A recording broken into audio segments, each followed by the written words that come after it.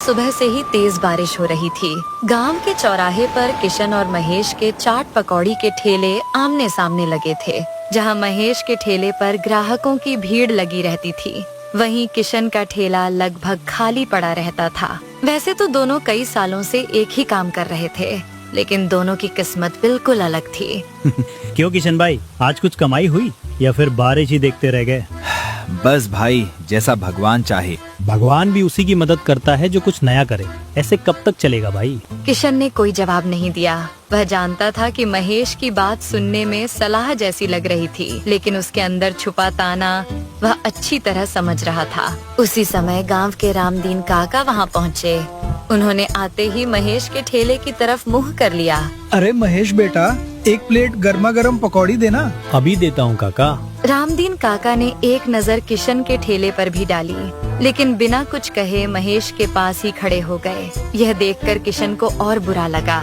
सुबह से दोपहर हो चुकी थी, बारिश रुकने का नाम नहीं ले रही थी। किशन बार बार सड़क की तरफ देखता, लेकिन कोई ग्राहक उसके ठेले पर रुकता ही नहीं था। दूसरी तरफ महेश लगातार ग्राहकों को संभालने में लगा हुआ था। कुछ देर बाद दो युवक चौराहे पर आए। किशन को लगा शायद वे उसके ठेले पर आएंगे, लेकिन दोनों सीधे महेश के पास जाकर खड़े हो गए। भैया, 2 प्लेट पकौड़ी और साथ में हरी चटनी भी देना।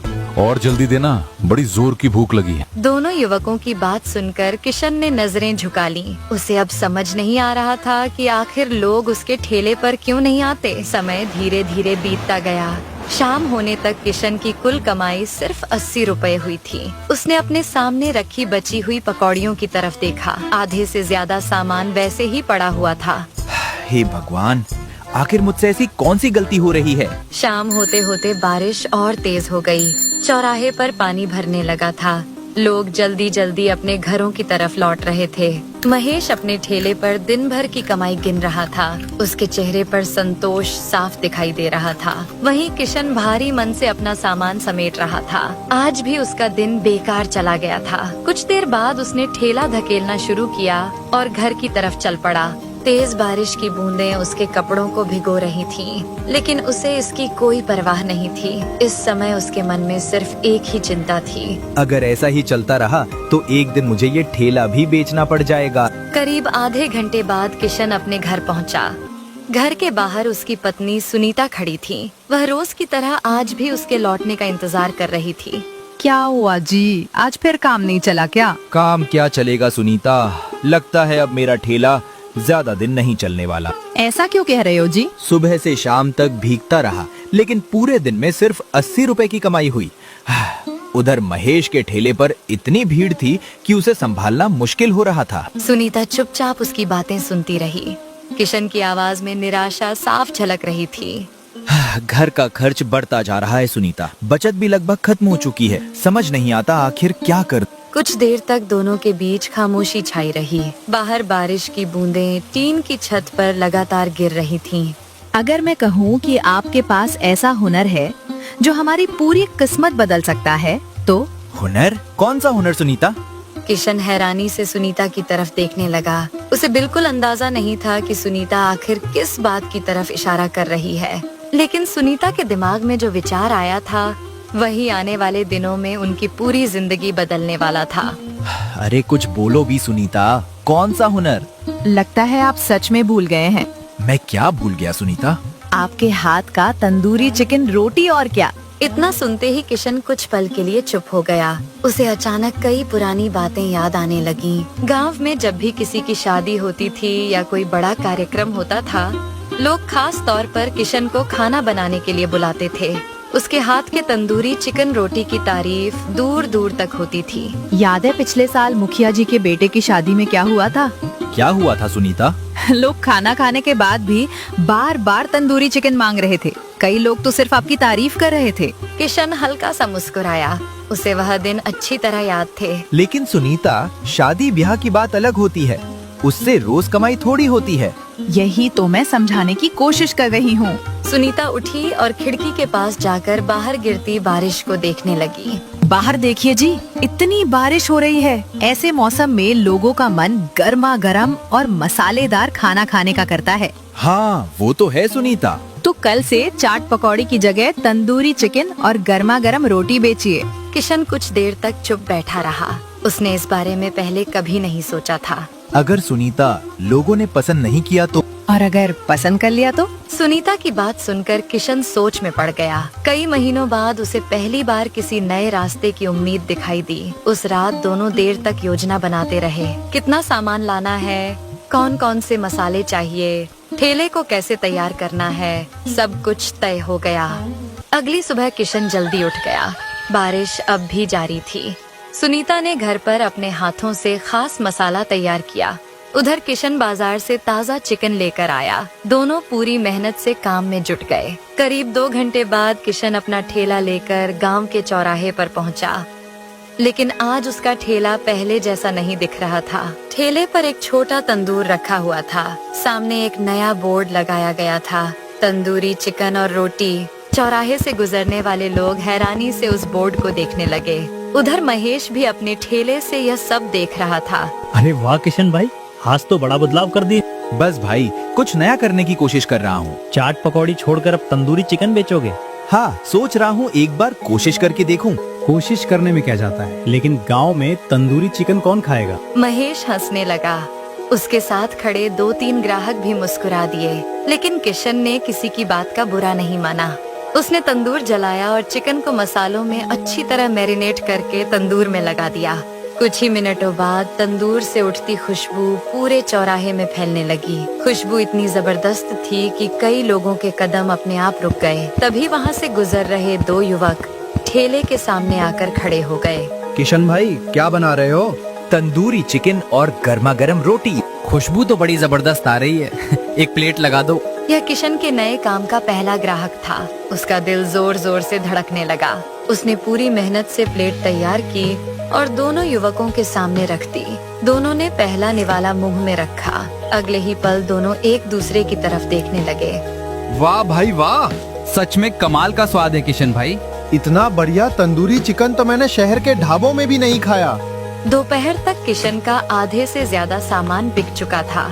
उसके चेहरे पर महीनों बाद खुशी दिखाई दे रही थी।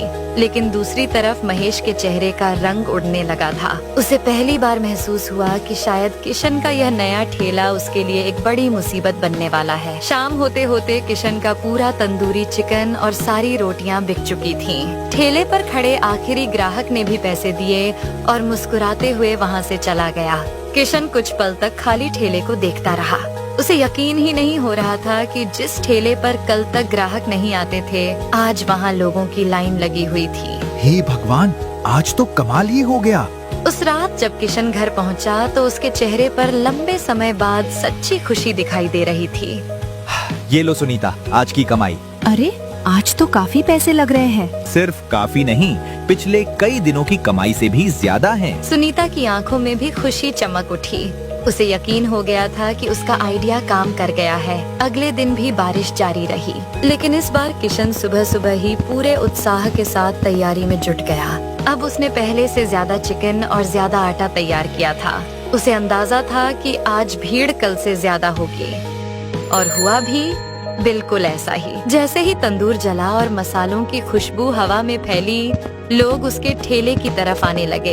कुछ ग्राहक तो ऐसे थे जो पिछली शाम उसका खाना खाकर गए थे और आज अपने दोस्तों को भी साथ लेकर आए थे। किशन भाई, वही कल वाला स्पेशल तंदूरी चिकन देना और हमारे लिए 4 रोटियां भी लगा देना। देखते ही देखते ठेले के सामने लंबी लाइन लग गई। उधर महेश अपने ठेले पर खड़ा यह सब देख रहा था। पहली बार उसके ठेले के सामने ग्राहकों की संख्या कम दिखाई दे रही थी। उसके कई पुराने ग्राहक भी अब किशन के पास जाने लगे थे। महेश के मन में धीरे धीरे जलन बढ़ने लगी। शाम को उसने अपनी कमाई गिनी। कमाई पहले से काफी कम थी। उस रात उसे नींद तक नहीं आई। बार बार उसके दिमाग में सिर्फ किशन का ठेला घूम रहा था। अगली सुबह उसने एक फैसला किया। अगर किशन तंदूरी चिकन बेचकर इतना कमा सकता है तो मैं क्यों नहीं। उसी दिन महेश शहर चला गया। वहाँ से उसने नया तंदूर खरीदा, महंगे मसाले खरीदे और कई तरह की सॉस भी खरीद लाया। शाम तक उसने अपने ठेले का पूरा रूप बदल दिया। अब उसके ठेले पर भी एक बड़ा बोर्ड लगा हुआ था, महेश स्पेशल तंदूरी चिकन रोटी। जब किशन ने यह देखा तो वह मुस्कुरा दिया। अच्छी बात है, महेश भाई भी नया काम शुरू कर रहे हैं। लेकिन महेश के मन में दोस्ती नहीं, मुकाबला चल रहा था। उसे सिर्फ एक बात साबित करनी थी कि वह किशन से बेहतर कर सकता है। अगले दिन सुबह सुबह उसने तंदूर जलाया और चिकन बनाना शुरू कर दिया। शुरुआत में लोग उत्सुकता से उसके ठेले के पास भी पहुँचे। आखिर गांव में एक और तंदूरी चिकन वाला जो आ गया था। महेश बड़े गर्व से ग्राहकों को प्लेटें देने लगा। लेकिन समस्या यह थी कि उसे तंदूरी चिकन बनाना आता ही नहीं था। वह सिर्फ किशन की नकल कर रहा था। कुछ ही देर बाद पहले ग्राहकों ने खाना शुरू किया। पहला निवाला मुंह में जाते ही उनके चेहरे बदल गए।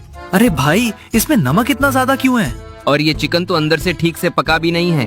अरे इसे अच्छा तो अपने किशन भाई का था। धीरे धीरे यह बात फैलने लगी। जो ग्राहक महेश के ठेले पर आए थे वे वापस किशन के ठेले की तरफ जाने लगे।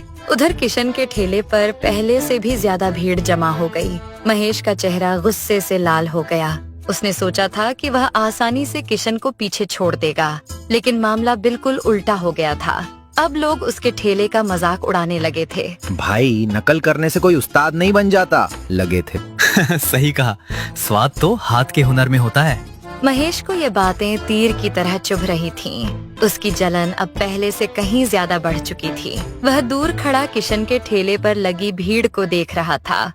उसी समय उसके मन में एक खतरनाक विचार आया। एक ऐसा विचार जो आने वाले दिनों में किशन के लिए बड़ी मुसीबत खड़ी कर सकता था। महेश के चेहरे पर एक अजीब सी मुस्कान उभर आई और उधर किशन अपनी सफलता में इतना खुश था कि उसे आने वाले खतरे का जरा भी अंदाजा नहीं था। अगले कुछ दिनों तक लगातार बारिश होती रही। किशन का तंदूरी चिकन और गर्मा गर्म रोटी पूरे इलाके में मशहूर हो चुके थे। अब सिर्फ गांव के लोग ही नहीं बल्कि आसपास के गांवों से भी लोग उसके ठेले पर आने लगे थे। शाम होते होते ठेले के सामने लंबी लाइन लग जाती थी। कई बार तो लोगों को अपनी बारी के लिए आधा आधा घंटा इंतजार करना पड़ता था। उधर महेश की हालत दिन ब दिन खराब होती जा रही थी। उसका तंदूरी चिकन नहीं चल रहा था और चाट पकौड़ी का पुराना धंधा भी कमजोर पड़ चुका था। एक शाम जब बारिश बहुत तेज हो रही थी और चौराहे पर लोगों की आवाजाही कम थी, महेश चुपचाप किशन के ठेले के पास पहुंचा। उसने इधर उधर देखा। किशन एक ग्राहक का ऑर्डर तैयार करने में व्यस्त था। मौका देखकर महेश ने मसालों से भरा एक डिब्बा नीचे गिरा दिया। डिब्बा सीधे बारिश के पानी में जा गिरा। कुछ ही सेकंड में उसमें भरे महंगे मसाले खराब हो गए। महेश वहां से चुपचाप निकल गया। उसे लगा कि अब किशन का काम बिगड़ जाएगा। अगली सुबह जब किशन ने मसालों की हालत देखी तो वह परेशान हो गया। अरे सुनीता, ये कैसे हो गया? लगता है गलती से गिर गया होगा। किशन समझ नहीं पाया कि आखिर हुआ क्या था, लेकिन उसने ज्यादा सोचने की बजाय काम पर ध्यान दिया। उसने जो मसाले बचे थे उन्हीं से काम चलाने का फैसला किया। उसी दिन दोपहर के समय मौसम अचानक खराब हो गया। तेज हवा चलने लगी। कुछ ही मिनटों में आंधी और बारिश दोनों शुरू हो गईं। किशन का ठेला बुरी तरह हिलने लगा। ऊपर लगा तिरपाल फट गया। कुछ बर्तन नीचे गिर गए। ग्राहक इधर उधर भागने लगे। किशन पूरी ताकत से ठेले को संभालने की कोशिश कर रहा था, लेकिन अकेले उसके लिए सब कुछ संभालना मुश्किल था। तभी अचानक कोई दौड़ता हुआ उसकी तरफ आया। वह महेश था। किशन, जल्दी इधर पकड़ो। महेश ने बिना कुछ सोचे समझे तिरपाल पकड़ लिया। दोनों मिलकर ठेले को संभालने लगे। करीब 10 मिनट की मशक्कत के बाद ठेला गिरने से बच गया। बारिश थोड़ी कम हुई तो किशन ने राहत की सांस ली। फिर उसने हैरानी से महेश की तरफ देखा। महेश, तुमने मेरी मदद की? महेश की नजरें झुक गईं। कुछ पल तक वह चुप खड़ा रहा, फिर धीरे धीरे बोला, किशन, मुझे तुमसे एक बात कहनी है। कहो, क्या बात है? तुम्हारे मसालों का डिब्बा मैंने ही गिराया था। यह सुनकर किशन और सुनीता दोनों हैरान रह गए। महेश की आंखों में पछतावा साफ दिखाई दे रहा था। मुझे तुम्हारी सफलता से जलन होने लगी थी। मैं सोचता था कि तुम मेरी ग्राहकी छीन रहे हो, इसलिए मैंने गलत काम कर दिया। महेश की आवाज कांप रही थी। उसे अपनी गलती पर सच्चा पछतावा हो रहा था। लेकिन आज जब मैंने तुम्हारा ठेला टूटते देखा तो मुझे एहसास हुआ कि मैं कितनी गलत सोच रहा था। अगर हो सके तो मुझे माफ कर देना। कुछ पल तक वहाँ सन्नाटा छाया रहा। गलती इंसान से ही होती है महेश भाई। सबसे बड़ी बात ये है कि तुम्हें अपनी गलती का एहसास हो गया। यह सुनते ही महेश की आंखें भर आईं। उसे उम्मीद नहीं थी कि किशन उसे इतनी आसानी से माफ कर देगा। उस दिन के बाद दोनों के रिश्ते बदल गए। अब उनके बीच जलन नहीं बल्कि सम्मान था। कुछ हफ्तों बाद दोनों ने मिलकर एक बड़ा फैसला लिया। उन्होंने अपने अपने ठेले जोड़कर एक बड़ा फूड पॉइंट शुरू कर दिया। किशन तंदूरी चिकन और रोटी संभालता था, जबकि महेश चाट पकौड़ी और दूसरे स्नैक्स बनाता था। दोनों की मेहनत रंग लाने लगी। अब वहाँ पहले से कहीं ज्यादा भीड़ आने लगी। शाम होते होते पूरा चौराहा लोगों से भर जाता था। एक रात दुकान बंद होने के बाद दोनों हिसाब कर रहे थे। कमाई पहले से कई गुना ज्यादा थी। किशन भाई, अगर मैं जलन में अंधा ना हुआ होता तो शायद मुझे ये सीख कभी नहीं मिलती। और अगर सुनीता ने मुझे सही रास्ता ना दिखाया होता तो मैं आज भी उसी पुराने ठेले पर बैठा अपनी किस्मत को कोस रहा होता। पास बैठी सुनीता मुस्कुराने लगी। बाहर हल्की बारिश फिर से शुरू हो चुकी थी, लेकिन इस बार वह बारिश उनके लिए परेशानी नहीं बल्कि उस सफर की याद थी जिसने उनकी जिंदगी बदल दी थी। आज भी गांव के लोग कहते थे कि उस चौराहे पर मिलने वाला तंदूरी चिकन और गर्मा गर्म रोटी सिर्फ स्वाद की वजह से मशहूर नहीं हुआ था। उसके पीछे मेहनत, ईमानदारी, माफी और एकता की ऐसी कहानी छिपी थी जिसे सुनकर हर किसी को एक सीख जरूर मिलती थी।